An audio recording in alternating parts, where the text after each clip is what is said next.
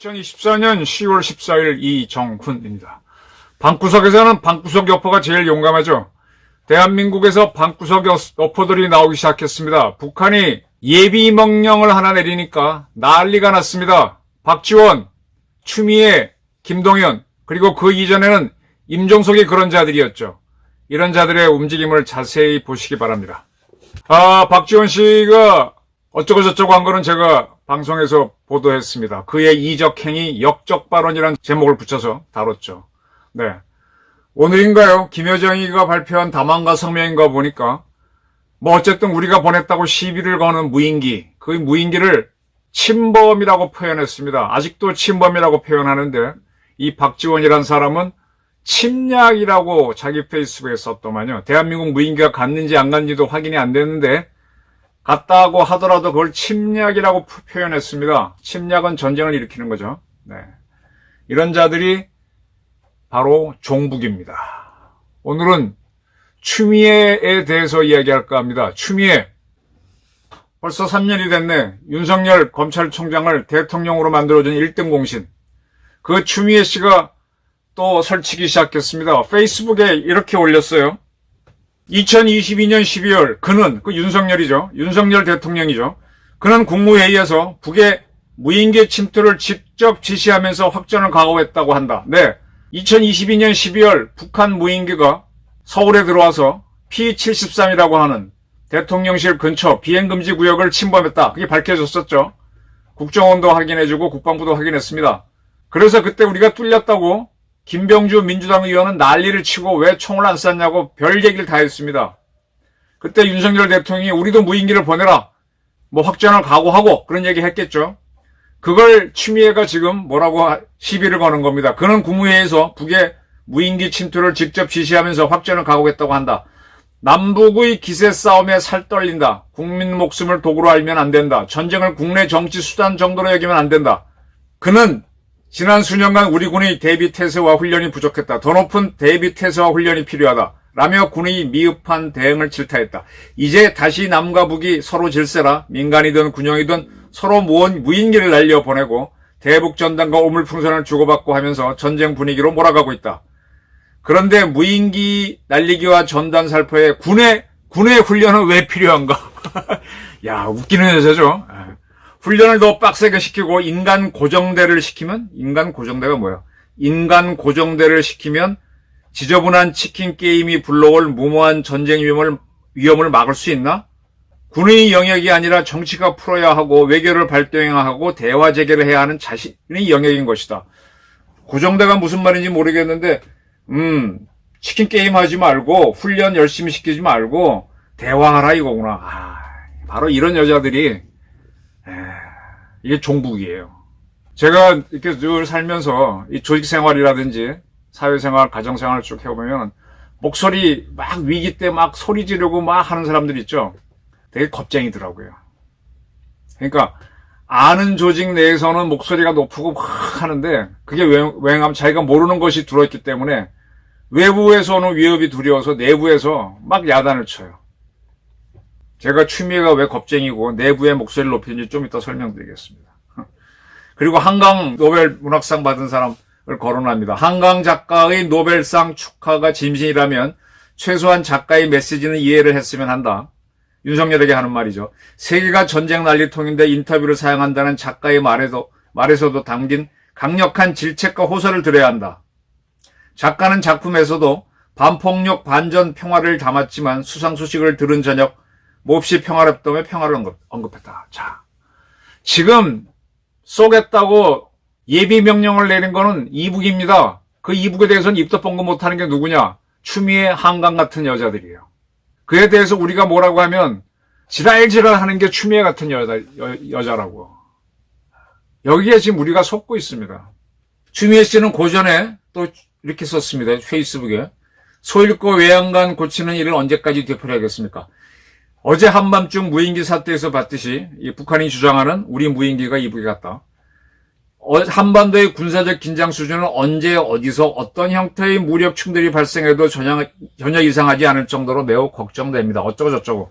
남북이 서로 상대를 타격할 의미를 찾고자 하는 것을 멈춰야 합니다. 윤석열 정권은 평화관리부터 해야 합니다. 강대강의 호전 정책으로 국민을 불안하게 하기보다 대화와 협력을 통한 평화 여건을 위한 상황관리에 들어가야 합니다. 그래서 지금은 국가위기관리와 남북간 소통이 어느 때보다도 절실하게 요구됩니다. 바로 요런 얘기 나오기를 바라고 김정은 여전히 이렇게 쇼를 하는 거죠. 네. 아주 윤석열 검찰총장하고 싸울 때는 독하게 그지없던 추미애. 예. 그때는 문재인 정권 때고 대한민국이라는 이 조직의 보호를 받을 수 있는 방구석 역포처럼 뭐 마구 칼을 휘두르지만 북한에서 꽝 하니까 바로 수그러들고 여정이 말들어라. 이북에는 김여정이 있고 이남에는 추미애가 있다. 이런 구도를 만들어주는 거죠. 이 방구석 여포한테 휘둘리는 게 누구냐? 대한민국 기자들이에요. 박지원 같은 사람 나가서 힘쓸 수 있겠어요? 근데 국내에서는 요리조리 말장난하고, 네. 나이 많고 하니까 봐주니까 떠들죠. 그걸 꼭 기자들이 요렇게 씁니다. 근데 밖에 나가면 적어도 적과 상대하는 데서는 항상 수그리는 자들이죠. 네. 이런 자들을 왜 대한민국 언론이 주목을 하는지 모르겠습니다. 또 한 사람이 있어요. 김동연이라고 하는 경기도지사. 지금 북한이 포병부대 완전 사격 준비 태세를 내리니까 경기도에서는 5개 시군이 휴전선을 접하고 있는 것 같네요. 고양, 파주, 김포, 포천, 연천 이 지역을 상대로 위험구역을 설정하겠다 이렇게 밝혔습니다. 국감에서. 그럼 네가 뭔데? 도지사가 네가 뭔데 위험구역 설정을 하겠다고 해? 이런 의문이 나오죠. 네가 국방부 장관이야? 대통령이야? 네가 통수권자 이런 얘기 나올 수밖에 없죠. 그래서 뭐를 핑계로 대냐 하니까 재난안전관리법이라는 게 있답니다. 재난이 발생하거나 발생할 우려가 있는 경우에 사람의 생명 또는 신체에 대한 위해 방지나 질서 유지를 위해 필요하면 도지사가 위험구역을 설정할 수 있다. 이렇게 돼 있답니다. 북한이 포를 쏘면은 재난이구나. 그러면은 북한이 포를 쏘는 게 재난이면은 그 포를 쏜 놈을 억제해야 되는데 그게 아니에요. 재난이 발생할 우려가 있는 경우 사람의 생명 또는 신체에 대한 위해 방지나 질서 유지를 위해 필요하면 위험구역을 설정할 수 있다.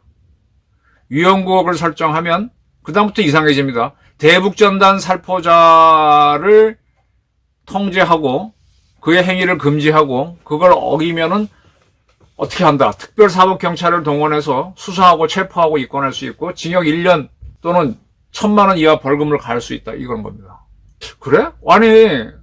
아니 설사 민간에서 대북전단을 띄웠다고 해도 그렇지. 그게 만약에 강원도에서 띄웠는데 경기도에서 포탄 떨어지면은 강원도에서 한 사람을 잡을까요? 왜 경기도로 쏜 놈을 잡아야지 이북놈을 잡을 생각은 안 하고 김동연 씨는 왜 대한민국 북한 민주화 운동하는 사람을 잡으려고 하지? 이상하죠? 그래서 재난 및 안전관리 기본법을 조금 봤어요. 여기선 이제 재난이 무엇이냐부터 정의를 합니다. 재난은 국민의 생명, 신체, 재산, 그리고 국가 전체의 피해를 주거나 줄 수 있는 것으로 정의를 하고 있습니다. 국민의 생명, 신체, 재산, 국가 전체의 피해를 줄 수 있는 것.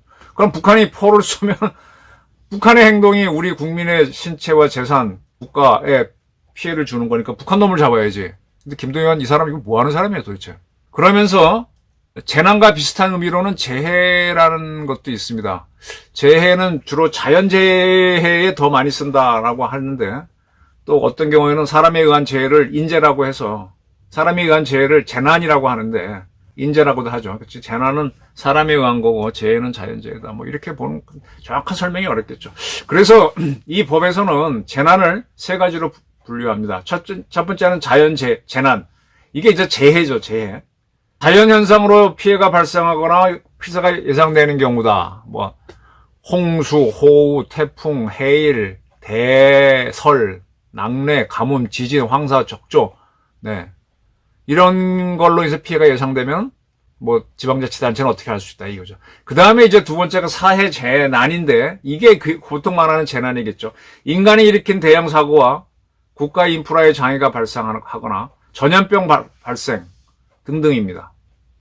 뭐 화재, 붕괴, 성수대교 무너지는 거, 교통사고, 화생방 오염, 환경오염 그 다음에 태안 앞바다에서 옛날에 유조선 침몰해갖고 해양 오염된 거, 하베이 스피릿 사건, 네. 그래서 이태원에서 일어난 압사사고, 전기가 나가서 막 블랙아웃, 이런 것들이 이제 재난으로 보는데, 이런 것들, 코로나 같은 거, 이런 것들을 예상되거나 피해가 일어났을 때 하는 거다. 그 다음에 또 하나가 국가재해인데, 이 국가재난도 할 수 있는데, 이게 상당히 이거는 뭐 국가가 무너지는 건 뭐가 있나? 정부가 무너지는 거니까 종북이들이 모여서 반정부 운동하는 게 이게 시위가 그런 건가? 아니면 우리 군인들이 모여서 좌파 정권 뒤집어 엎자가 쿠데타 하는 게 이런 게 되나? 좀 애매합니다. 근데 그 전에 보니까 카다피가 리비아의 리더로 있을 때, 그때 이제 제스민 혁명인가 뭔가 해서 북아프리카에서 민주화 혁명이 일었었죠. 그때 가다피가 자기에 반대하는 시위가 일으니까 국민들에게 선전포고한 게 있어요. 그런 게 이제 국가 단위의 재난으로 보는 시각입니다.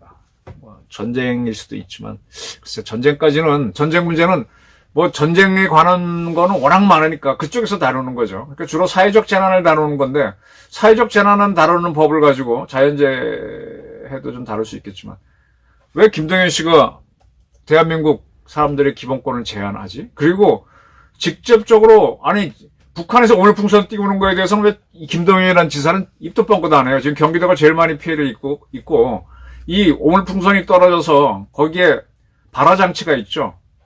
불이 나잖아요. 1억 원 이상 재산 피해가 봤는데 왜 아무 소리도 안 하네, 김동연이는. 오물풍선 떨어져서 그거 치우느라고 귀찮아 죽겠는데 왜 아무 소리도 안 해. 그 한 놈들에 대해서는 찍소리도 안 하고, 그리고 북한이 포로 싸우면 북한 놈들에 대해서 뭐라 그래야지. 지가 왜 나서요. 그래서 제가 이제 북한이 흔들면은 거기에 짝짝꿍 치는 종북이들이 있다. 네. 제가 아까 추미애라는 사람이 상당히 우습다 그랬었죠. 왜 우습냐? 이 사람이, 추미애가 지난 9월 달에는, 지금 추미애 의원이 국방위 소속이에요. 그래서 이제 수방사에다가 자료를 요청했습니다. 그래서 2022년 5월 윤석열 정부가 출범했죠.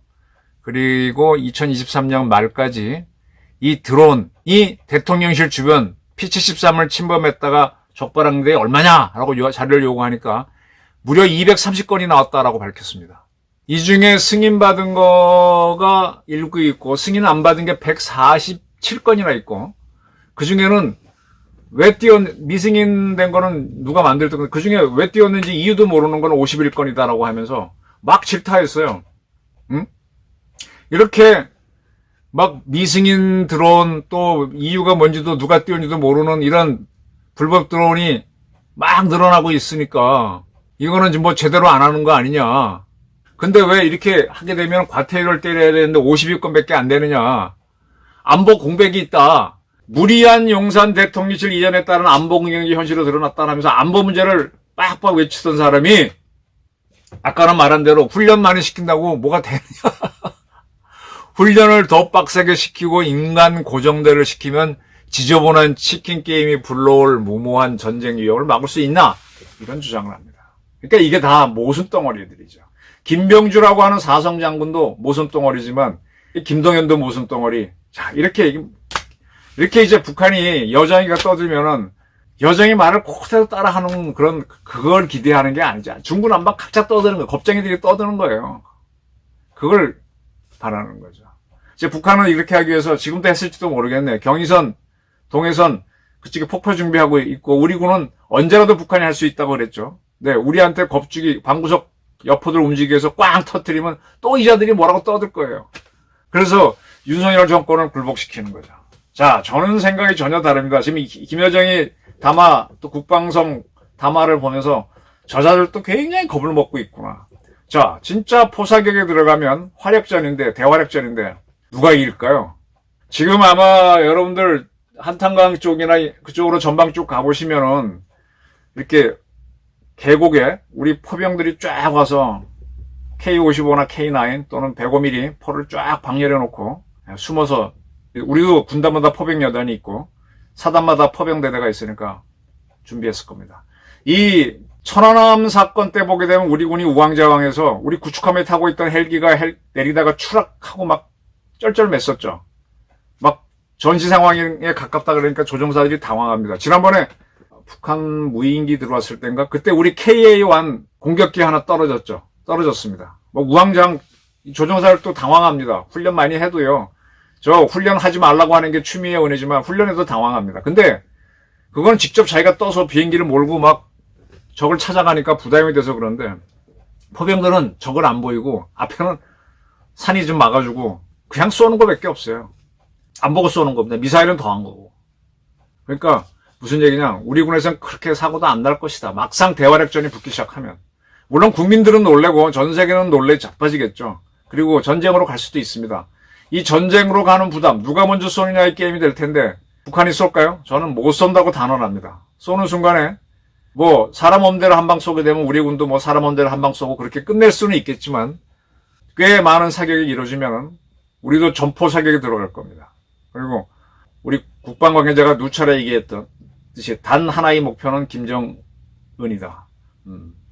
뭐 첫방에 현무5를 김정은이 있을 것으로 추정되는 데다가 우겨놓을 수도 있죠. 북한은 물론 핵미사일 쏠 수 있습니다만 굉장히 힘들 겁니다. 그걸 쏘려고 준비하는 순간부터 그 전역이 킬체인으로 쳐터질 수 있을 겁니다. 굉장히 어렵습니다. 반대로 우리는 현무5는 재래식 무기라서 쏘기 편해요. 현무4를 쏴도 돼. 그것도 한 100m 파고들어 터지니까. 쉽지 않을 겁니다, 김정은. 결국, 이거 폼 잡다가, 저렇게 지금 이북은 큰 문제가, 대한민국 무인기 들어왔다고 지들이 그랬어. 지금 뭐 김책공대 애들, 김일성 대학 애들 군에 입대한다고 폼 잡고 무인기 침투했다고 막 열심히 홍보해주고 있는데, 지금 대한민국 조종사들을 그 전에 만나보게 되면 평양 침투할 수 있냐 그러면 전부 다 서해안으로 쫙 빠져서 황해도 벗어나서 이렇게 남포로 들어가는 것만 해요. 왜 그러냐 했더니 이북의 방공망이 너무 좁이라서 못 들어갑니다. 가다가 비행기 떨어지거든. 대공포 맞아서. 그렇게 치밀한 게 북한인데 어떻게 무인기가 들어갈 때까지 몰랐을까? 그게 서해로 삥 돌아 들어갔어. 그러면요 이게 프레데터급 대형 중형이어야 돼요. 그러면 그거는 북한이 잡을 정도로 그렇게 낮은 고도에서 뜨지 않습니다. 고고도로 뜹니다. 스텔스에만 가능한 거예요. 그러니까 북한이 어쨌든 뚫렸다고 함으로 인해서 북한 인민들한테 자기 능력의 한계를 보여준 거지 않습니까? 이거 지나면 북한 인민들도 야 우리 뚫린데 우리는 북한이 거짓을 했다고 보지만 물론 추미애, 박지원, 김동연 이런 사람들은 반대로 가겠지만 이런 겁니다. 자, 이제 덕분에 이제 방구석 여포들이 누군지 아시게 됐고, 그 자들은 어떨 때는 안보를 주장하다가 어떨 때는 진심은 다른 걸 얘기한다. 왜 그들이 종북인지 확실히 알고, 이런 자들을 왜 우리가 리더로 택하지 말아야 되는지를 아셔야 됩니다. 박지원, 추미애, 김동연, 겁쟁이는 가라. 국회의원이나 도지사는 너희같이 허약한 자들이 하는 게 아니다. 그냥 어디 가서 자기 입에 풀칠이나 하는 거나 하면서 먹고 살아라. 이렇게 해야 됩니다. 감사합니다.